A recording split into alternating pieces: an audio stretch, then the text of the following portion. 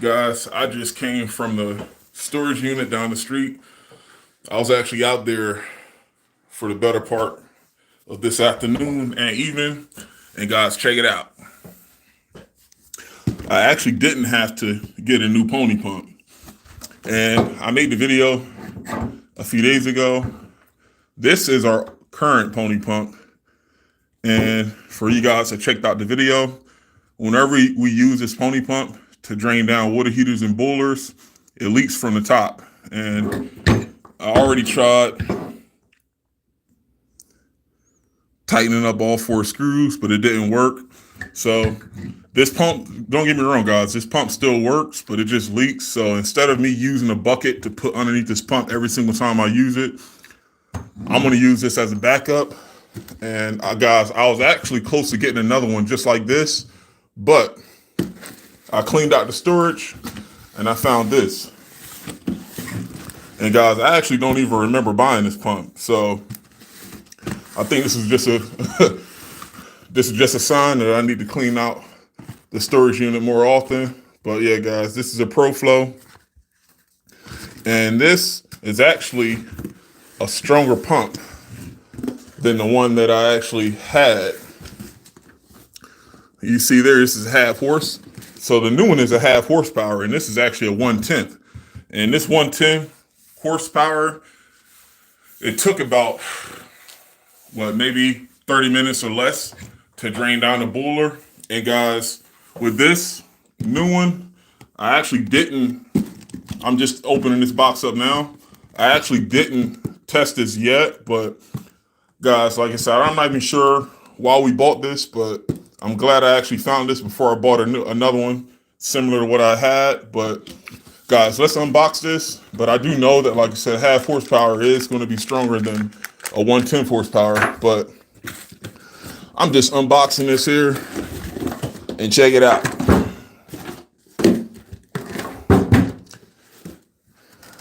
Now, guys, one thing I definitely like, and once again, this 110 horsepower, I actually don't even know the freaking brand. I think I had this pump for I want to say about maybe 3 or 4 years. But I'm not even sure what the brand of this pump is, but I went to the plumbing supply and I had to pick up some boiler caps. But guys, check this out, right? I actually went to the plumbing supply and I'm like, hey, I'm curious. I had a pump. I actually brought this one in because once again, I'm not sure what the brand of this pump was, but I think this is a Little Giant. And this particular pump that I have here, once again, this one still works. This one was about $300 and this one was $100 less. And guys, what's crazy is that this pump is technically bigger and stronger than this one, but this costs less money. So like I said, guys, put 2 and 2 together. Like I said, I definitely didn't want to get another one similar to what I had because this one still works. It just leaks. I wanted to try a different style, and I'm actually curious if we use or if we use a half horsepower instead of a 110 horsepower. I'm actually curious if this saves us time with draining down water heaters and boilers. But guys, as far as with this, there's not really much in the box. You just have your plug, and I keep a spare hose. This is the outlet hose. The inlet is what hooks up to the boiler. It hooks up to your whatever you're trying to drain down, whether this be a water heater or boiler. But this is your outlet hose. So I'm basically going to reuse the same hose, but with this ProFlow transfer pump, the adapters here, this goes on both ends. Oh, don't fall on me. Hold on. And guys, these stands are freaking, I like these stands here.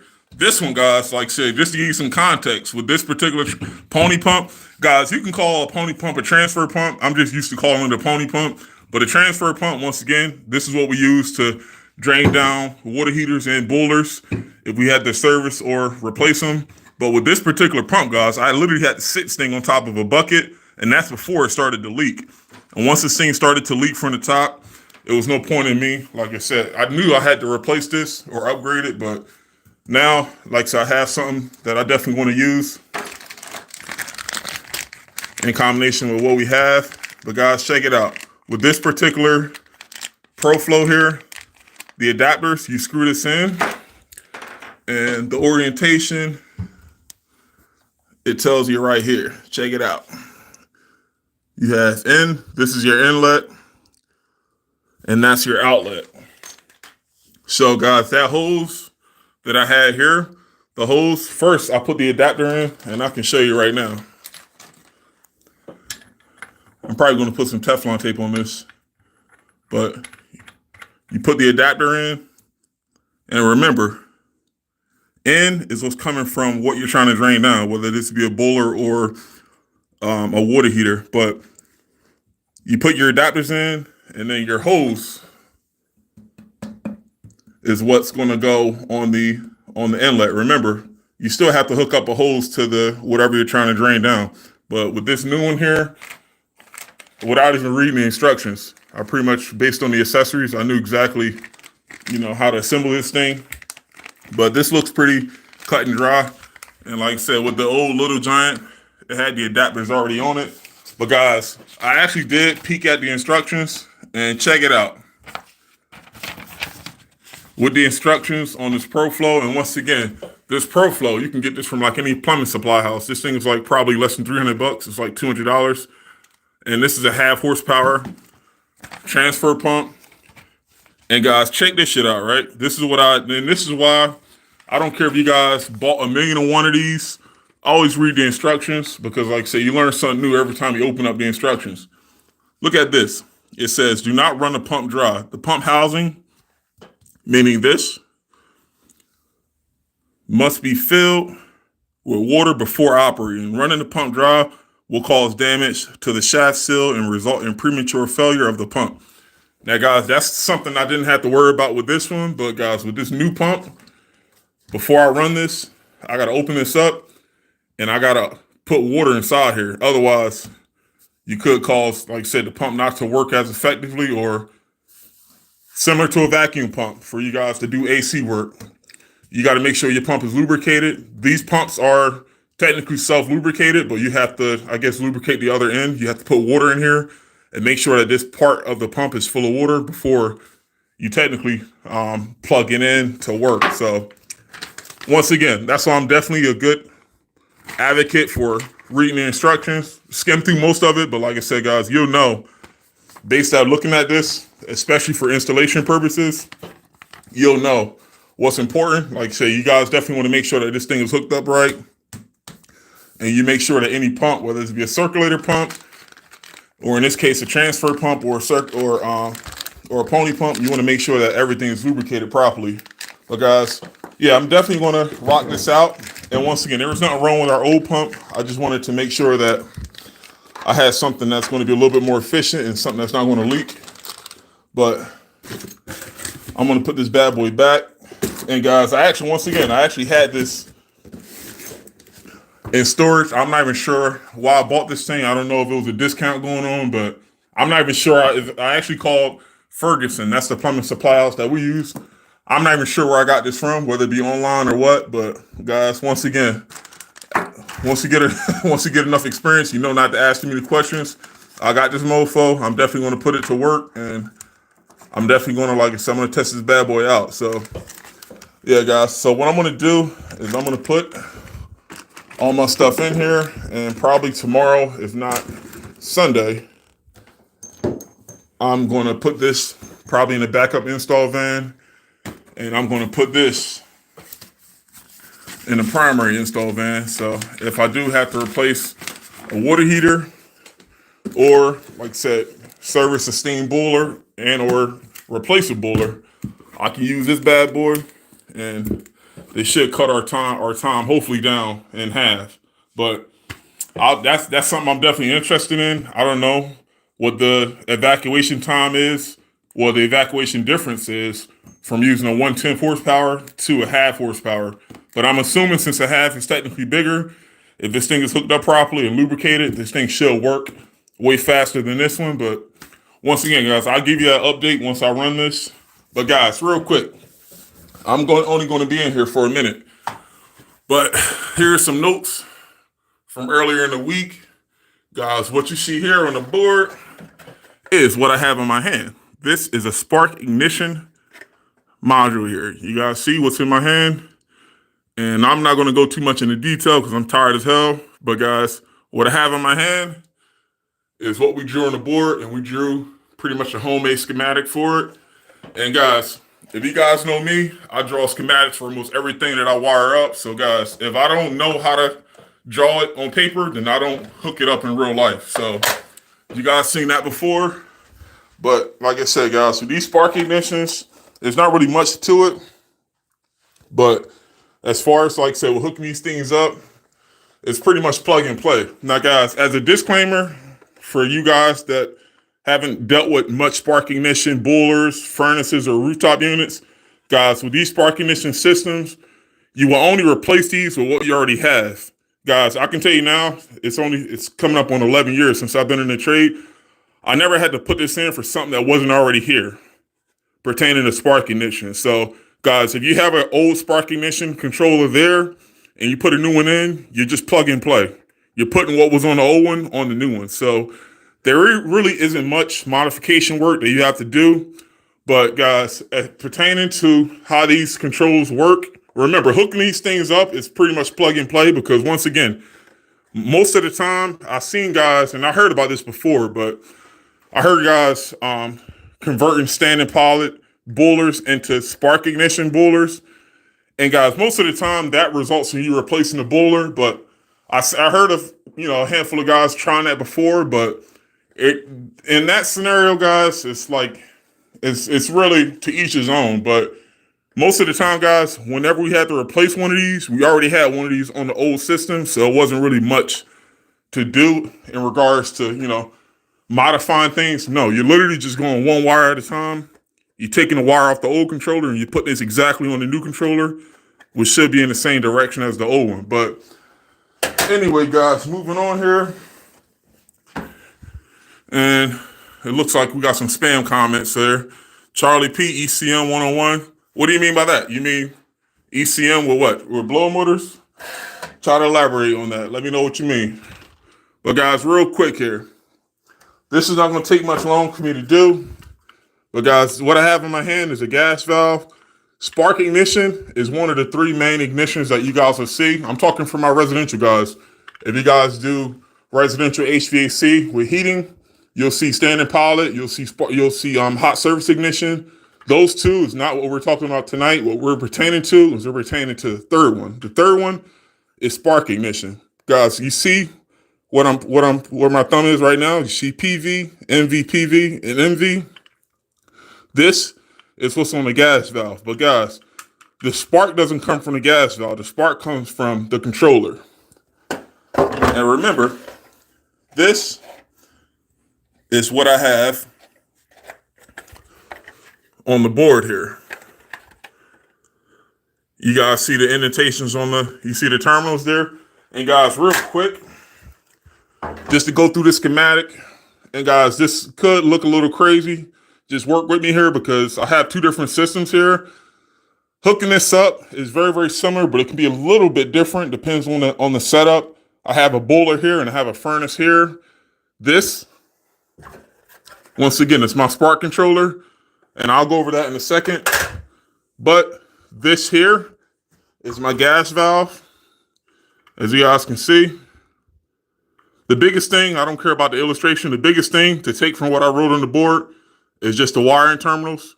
You guys see the PV, so on and so forth. That's what we have here. So spark controller here, gas valve is here, the spark ignition is here. And as you guys can see, that's my spark rod with my flame. And that is my thermostat, how you control the system off and on. This, guys, and this is where this gets a little different. And of course, I have my transformer here. I'm going to go over that a little bit later. But I have my furnace. As you guys know, fan is on the bottom, burners in the middle, flue pipe is on top. And I have my boiler, burners on the bottom. There is no fan. You just have a circulator pump. And you have your damper, which could be optional. That's what the OPT stand for. And you have your flue pipe on top. But the similarities between the gas boiler and the gas furnace, they both will have this, which is a gas valve, GV. And that's what this is. Now, since we know where everything is, let's move along here, guys, because I got to get up out of here. And guys, let me know if you have any questions in the comments. Drop your questions. I'll try my best to answer them while we move along here. But guys, real quick, NV, as you guys can see, NV hooks to NV, PV hooks to PV, and NV PV hooks up to NV PV. So guys, what hooks up on the spark ignition controller hooks up the exact same way on the gas valve. But remember, guys, it's almost impossible to get this misconstrued here because there's a plug that hooks up on the gas valve. You see this here? There's a plug that hooks up on the gas valve, and this plug is the same thing that hooks up on the board. So you can't really confuse the terminals one with the other. It's important to know which terminal goes to what, but for the most part, guys, up here, this is going to be a plug. So you can't really confuse one with the other. But as far as with knowing what these three terminals mean, this is with the spark ignition, right? The NV/PV. Guys, NV, that sends gas to the main burner. I don't have the main burner written down here, but the NV stands for main valve, meaning this is going to open up the gas valve. PV is going to open up the pilot valve here. That is what's going to send power to your spark. And guys, what I'll do to make this easier, the first spark ignition system I see, I'll make a note of this. If I do a maintenance or a no heat call, I'll be sure, like I said, to use this as a reference because I think it'll be easier for you guys to see this on the system versus what I'm actually writing down. But but the PV is the power that goes to the spark. NV is the main valve, and NV/PV is going to be your common for your spark ignition. So that's what these three terminals basically mean. And guys, moving along here, you have your ground, and then you have your 24-volt ground. And guys, here's the thing, right? This is why I don't have all four of these hooked up, right? Your ground, your 24-volt ground, your 24-volt, which is your hot wire here, and your TH. These four wires depends on what type of system you guys have. Now, for the most part, I'm saying like for units that are like less than 20 years old, you guys will most likely have 24-volt gas valves. What that means is that 24-volt gas valves, you get your 24 volts from the transformer. I didn't want to write this on the board because, like I said, it's going to be too drawn out. You do have millivolt systems, which looks very similar to this, what I have in my hand.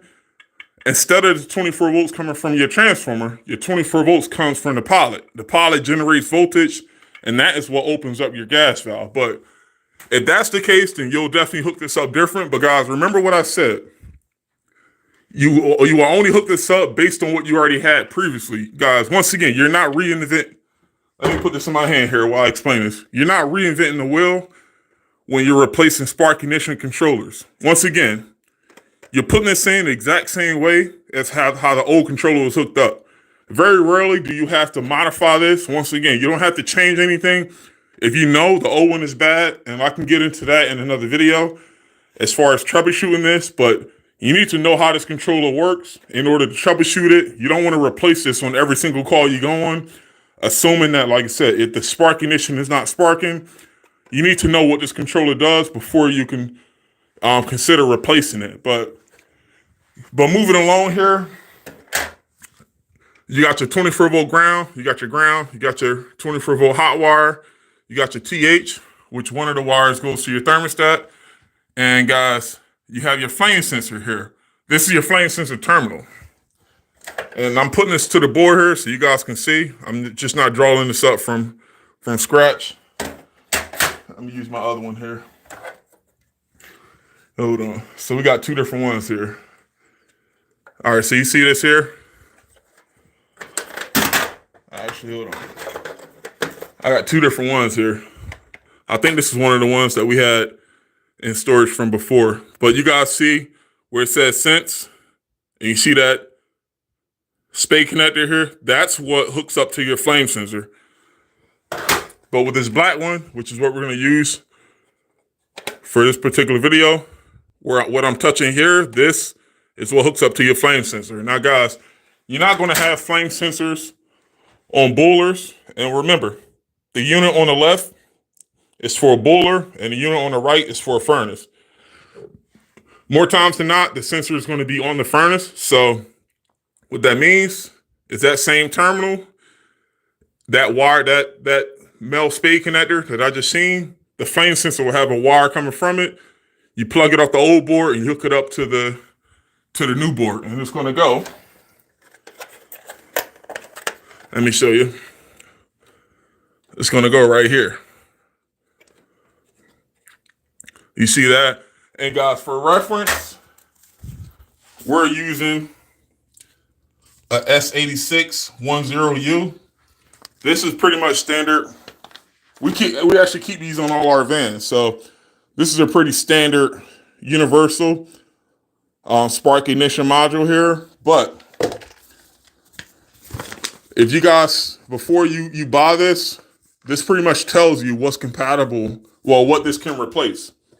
Like if you guys have a Carrier, you guys have a Train, you have, or whatever the brand is, guys, this tells you in the manual what this universal ignition spark module replaces. So this doesn't work for every scenario, but you can look at the, and you can even call the supply house. You don't have to buy this to know if it's compatible, but you can actually call your local supply house and they'll tell you if this is actually compatible with the old one. And that's the biggest thing, guys.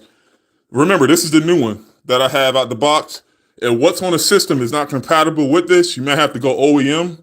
So that's important too. You need to make sure that, like I said, this lines up with the current one that's already on the system that's not working. So, and that's very, very important. You don't want to jimmy rig this. You want to make sure, like I said, the installation goes smooth.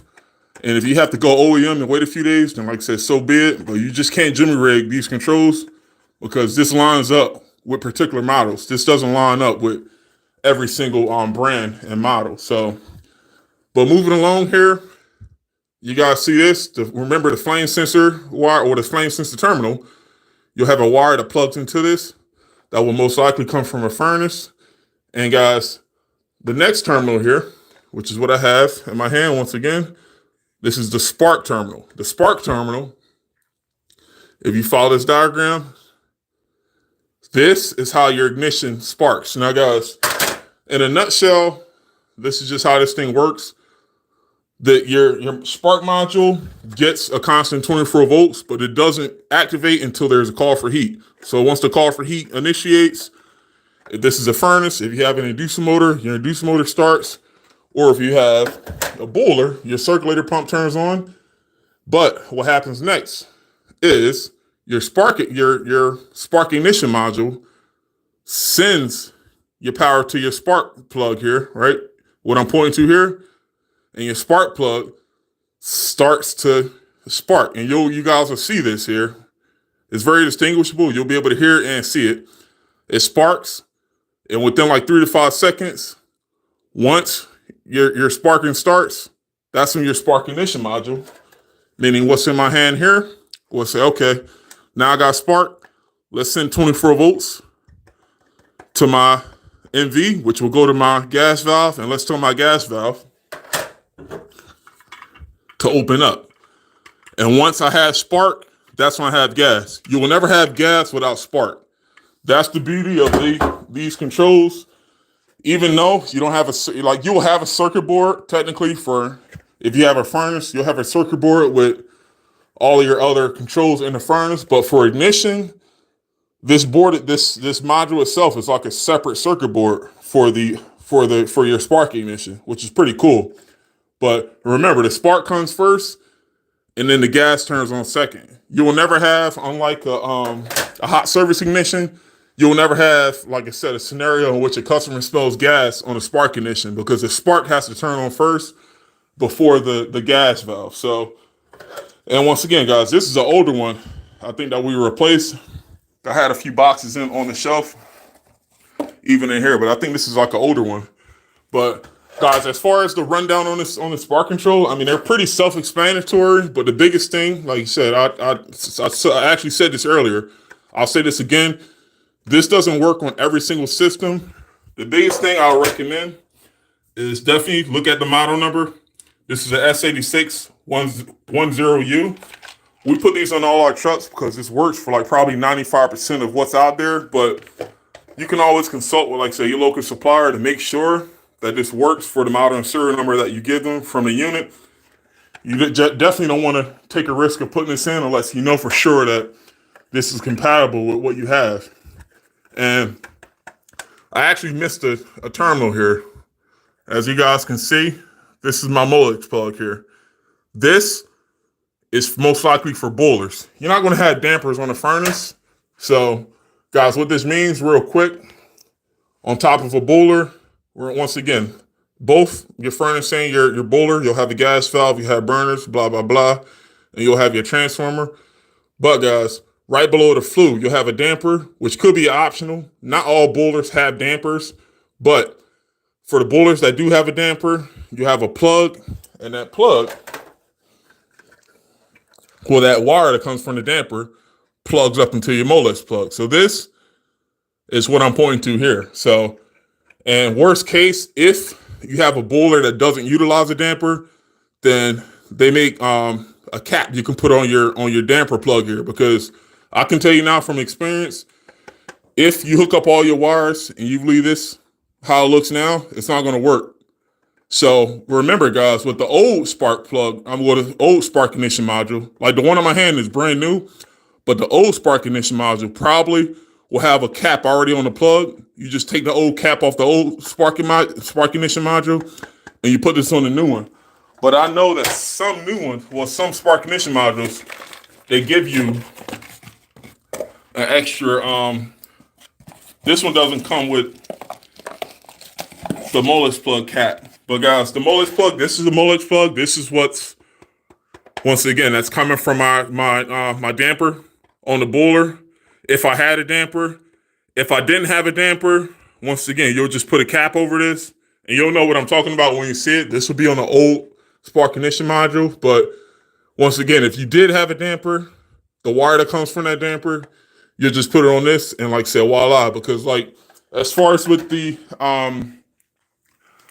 operations with a boiler, I wouldn't even say it's kind of like a it's not really a procedure behind it, but, like, I'm gonna give you the rundown with this boiler, right? Because, like, with the furnace, you got the order operations, call for heat, inducer, blah blah blah. But with the boiler, similar to the furnace, everything starts with a call for heat. So there has to be a call, like the room temperature. You have to set the room temperature high. Well, set the set point higher than the room temperature for any one of these systems to start. But once you turn your thermostat up, for instance, if it's 75 in the house right now, and you turn that thermostat up to 90, that should initiate a call for whatever system you have, whatever heater you have downstairs. What we're pertaining to right now is the boiler. Whenever you turn that thermostat up, instantly, if you have a damper, and I can write this down here. So you have a damper here, right? So yeah, let me see.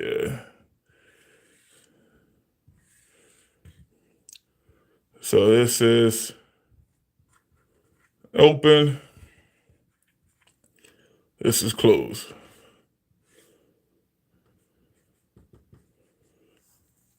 So let me put this cap back on. So check it out. So what I have here is basically what I have here. This is basically a blown up portion of the damper, how it mounts on the flue. So this is what's coming from the top of the boiler. The damper has to be right on top of the boiler. And this whole assembly is called the draft hood. But this is basically what's on top of the boiler. But this is your damper.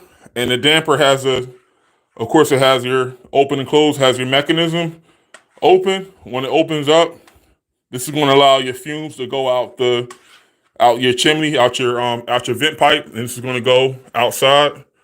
And guys, once again, once the boiler turns off, and once after your post purge happens, after your boiler turns off, your damper stays open for a predetermined amount of time to let the fumes out. And once again, after that call for heat ends, that's when this thing closes.